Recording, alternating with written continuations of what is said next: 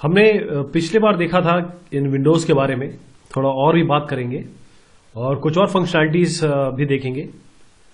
सबसे पहले यह जो करंट फोल्डर है यहां पर देखेंगे कि यहां पर जो ये करंट वहां की फाइल्स आती हैं, आप अगर चेंज करना चाहें तो अपने एक पर्टिकुलर ड्राइव जहां आप चाहते हैं कि अपने फाइल वगैरह रखें मैटलैब से रिलेटेड, वो यहां पर आप रख सकते हैं। तो पहले इससे कि मैं फाइल के बारे में बात करूं, मान लीजिए कि मैं कुछ इस तरीके से करना चाहता हूं। एक वेरिएबल बनाया मैंने 5 और एक वेरिएबल मैं बनाता हूं मान लीजिए 3 और ये हम पिछले बार भी देख चुके हैं कि ऐसे हम एज अ कैलकुलेटर इसका यूज कर सकते हैं। मैं इसे सेव करना चाहूं तो मैं क्या करूंगा? सबसे इंपॉर्टेंट चीज होती है कि अगर मैं ये एप्लीकेशन बन जाए तो फिर मेरा ये सब लिखने का जो मेहनत है और ये जो कार्य है ये व्यर्थ में जाएगा। तो यहां पर एक ऑप्शन है कि मैं सेव वर्कस्पेस कर सकता हूं, लेकिन ये as a workspace space save होगी .mat। मैं चाहता हूं कि जो मैंने कमांड लिखे हैं वो सेव हो, तो उसके लिए मेरे पास ऑप्शन है। देखिए, अगर आप इसको एज अ मैट सेव करेंगे तो आपका वर्कस्पेस सेव हो जाएगा उसी बेसिकली, और सेशन अपने एक पर्टिकुलर इंस्टेंस पे वापस आ जाएगा जब आप इसे ओपन करेंगे, और प्रोजेक्ट होगा बेसिकली। लेकिन यहां पर मैं चाहता हूं कि जो मैंने यहां पर लिखी हैं चीजें उन्हें कैसे सेव करूं।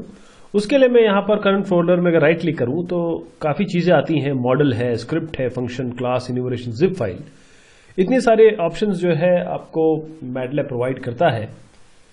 लेकिन जहां तक कमांड की बात आती है, हम एक स्क्रिप्ट बनाते हैं, तो आपको न्यू फाइल करके स्क्रिप्ट बनानी है। यहां पर जो भी नाम आएगा आप उसका नाम .m इसका एक्सटेंशन है, मैं इसका नाम रखता हूं कि फाइल। तो ये माई फाइल .m हो गया। इस पर डबल क्लिक अगर आप करेंगे तो अपने आप ये फाइल होगी, यानी कि एक एडिटर होगा, एडिटर अपने आप खुलेगा और इस एडिटर में देखिए एडिटर है में माई फाइल .m करके सेव हो गया। अब क्या करता हूं मैं? अब मैं आपको बताता हूं चीजें मैं लिख रहा था यहां पे, उसको यहां लिखने की जगह मैं यहां पर लिखता हूं, लिखने की जगह यहां लिखता हूं। इससे पहले मैं जरा मिनिमाइज करके एक चीज और बता दूं आपको। अगर मान लीजिए मैं k वैल्यू लेता हूं और यहां पर उसको कोई वैल्यू देता हूं 10, तो देखिए ये किस तरीके से आता है। तरीके से कैसे करता हूं और सेमीकोलन लगा देता हूं, तब देखिए कैसे आता है। तो सेमीकोलन लगाने के बाद ये आपके एफएक्स पर ये प्रिंट नहीं करता, कमांड विंडो पे प्रिंट नहीं करता। लेकिन अगर हम सेमीकोलन नहीं लगाते हैं तो ये कमांड विंडो पे प्रिंट कर देता है। तो हम जो स्क्रिप्ट लिखेंगे उसमें हम इस सेमीकोलन का यूज करेंगे, इसलिए मैंने आपको ये एग्जांपल बताया। चलिए लिखते हैं इसे। उसके लिए क्या करेंगे हम? बिल्कुल सेम जो हमने यहां काम किया है वो यहां पर करेंगे। एक्स को वैल्यू दीजिए वही 5। अब यहां सेमीकोलन लगाइए, तो क्योंकि आप नहीं चाहते कि ये स्क्रीन पे प्रिंट हो। और y इज इक्वल टू आप दे दीजिए 3, सेमीकोलन लगाइए और y बिल्कुल जो आप कमांड पे लिख सकते हैं वो आपको यहां लिखना है। अब यहां हम सेमीकोलन नहीं लगा रहे हैं क्योंकि हम चाहते हैं कि ये प्रिंट हो। इसको सेव कर लीजिए। अब ये सेव हो चुका है। अब जब ये आ गया तो अब ये सारा विंडो को क्लियर किया जाए, CLC से विंडो क्लियर हो जाएगा।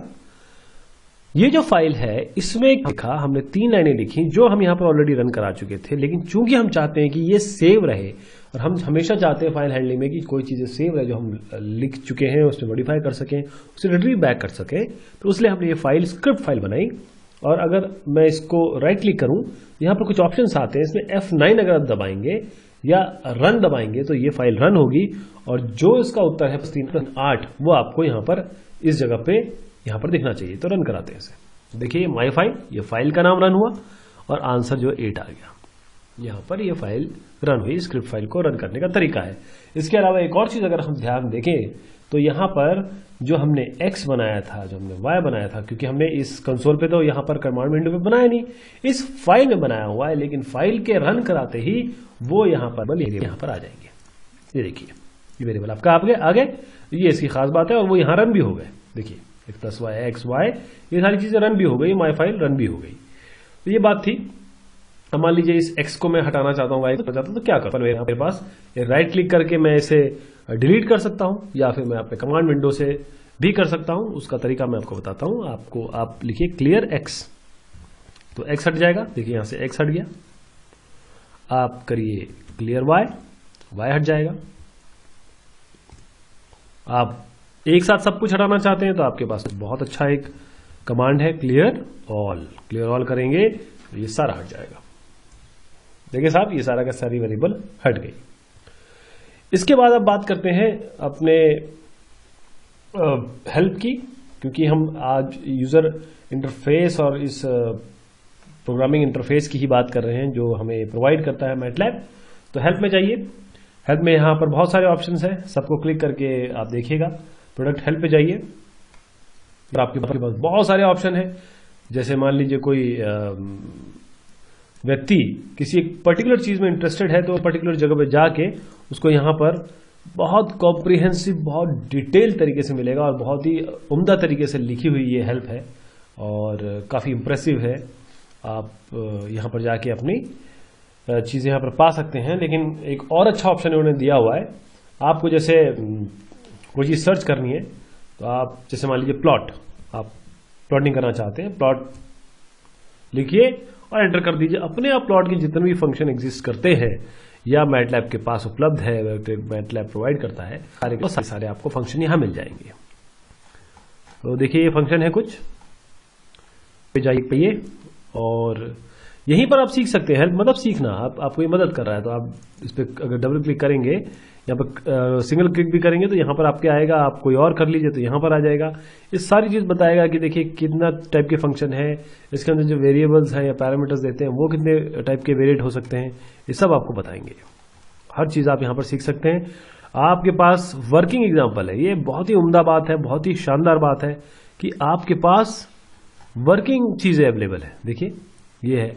अगर मैं इसको डायरेक्ट यहाँ से कॉपी पेस्ट करने की कोशिश करूँ और इसे रन कराऊँ, कॉपी करता हूँ इसे और यहाँ पर डायरेक्ट पेस्ट करके इसको रन कराया जाए तो देखिए अपने आप वो चीज़ें यहाँ पर अपनी आ जाएगी। जो इसकी रनिंग में जो होगा, जो इसका रिजल्ट है, आप हेल्प में जाके देखिए। पहले हेल्प में भी यही चीज़ आई थी हमारी। ये रन करने के बाद ऐसा कुछ ग्राफ था। हमने यहाँ पर कमांड विंडो पे कॉपी पेस्ट किया और जो हमारे पास रिजल्ट आया वो ये आ गया। देखिए आप, तो कितनी बढ़िया चीज़ है। आप एक एक चीज़ यहाँ पर चेंज करके और इसे बंद कर देता हूँ। एक एक चीज़ चेंज करके आप देख सकते हैं कि आपके पास क्या है क्या नहीं है। ये हेल्प बहुत इंपॉर्टेंट है, बहुत कॉम्प्रिहेंसिव है। इसके अलावा मैं एक चीज़ और बताता हूँ। पहले CLC कर देते हैं, क्लियर कर देते हैं। ये देखिए fx। इस fx को, इस फंक्शन को लिखने के पीछे भी एक बहुत इंपॉर्टेंट कारण है। fx आपके पास है, आप यहाँ पर क्लिक करिए। जैसे आप क्लिक करेंगे, अच्छा मैटलैब थोड़ा सा हैवी सॉफ्टवेयर है, थोड़ा सा टाइम लग सकता है अगर मॉडरेट आपका सिस्टम है तो। यहाँ पर देखिए आपको जो चाहिए आप यहाँ पर टाइप कर दीजिए। जैसे मान लीजिए आपको मीन चाहिए, आप मीन ले लीजिए। आपको मीन निकालने के तरीके हैं आपके पास। देखिए ये है मीन। आप यहाँ पर यूँ क्लिक कर सकते हैं और आप देख सकते हैं कि आप मीन कैसे निकालेंगे। ये भी आपके पास ऑप्शन है। पूरी इसकी एक्सप्लेनेशन आपको मिल जाएगी। ये देखिए पूरी एक्सप्लेनेशन मिल जाएगी, कहाँ क्या चीज़ चाहिए आपको। ये बहुत इंपॉर्टेंट चीज़ है। आपको वहाँ तक हेल्प तक जाने की जरूरत भी नहीं है। आप तो सीधा fx पे करके आप ले सकते हैं कि आपको क्या चाहिए क्या नहीं चाहिए। देखिए पूरा का पूरा आपको इन्फॉर्मेशन आपके मतलब क्या कहेंगे बाएं हाथ पे अवेलेबल है। ओके, एक एग्जांपल आपको दे देता हूँ इसी बात पे। एक हम क्या करते हैं, एक लिस्ट बनाते हैं। लिस्ट बनाने का तरीका है आपके पास, मैं 5 वैल्यूज़ की एक लिस्ट बना देता हूँ। मान लीजिए आप 1 से लेकर इसको 6 तक ले लेते हैं। अब हमारी एक लिस्ट बन गई 1 2 3 4 5 6 नंबर्स हैं इसमें। अब आपको जैसे स्टैंडर्ड डिवीजन निकालना है मान लीजिए, या फिर मीन निकालना है। पहले मीन ले लेते हैं। तो आप या तो आप मीन लिख दीजिए डायरेक्ट, अगर आपको पता हो। नहीं है तो आप यहाँ पर जाइए और यहाँ पर देख लीजिए कि मीन करता किस तरीके से ये काम करेगा। यहाँ पर ढूंढ लीजिए मीन ए, जो लिस्ट है उसको मीन के अंदर इस तरीके से लिख दीजिए। तो यहाँ पर मीन करिए और आपको करना क्या है, यहाँ पर राउंड ब्रैकेट में आप x लिख दीजिए। अपने आप ही आपको मीन निकाल के दे देगा। देखिए मीन आ गया। इसी तरीके से अगर आप स्टैंडर्ड डिवीजन निकालना चाहते हैं, वही तरीका, यहाँ पर जाइए, आप स्टैंडर्ड डिवीजन लिख दीजिए और इस स्टैंडर्ड डिवीजन में आपके पास बस यही करना है। std डाल के आपको यहाँ पर x लिख देना है, std और यहां पर x आपका स्टैंडर्ड डेविएशन निकल के आ जाएगा। देखिए, तो ये तरीके हुए आपके एक स्क्रिप्ट बनाने के, हेल्प के और हेल्प को यूज करने के। तो बहुत शुक्रिया, बहुत धन्यवाद आप सभी लोगों का।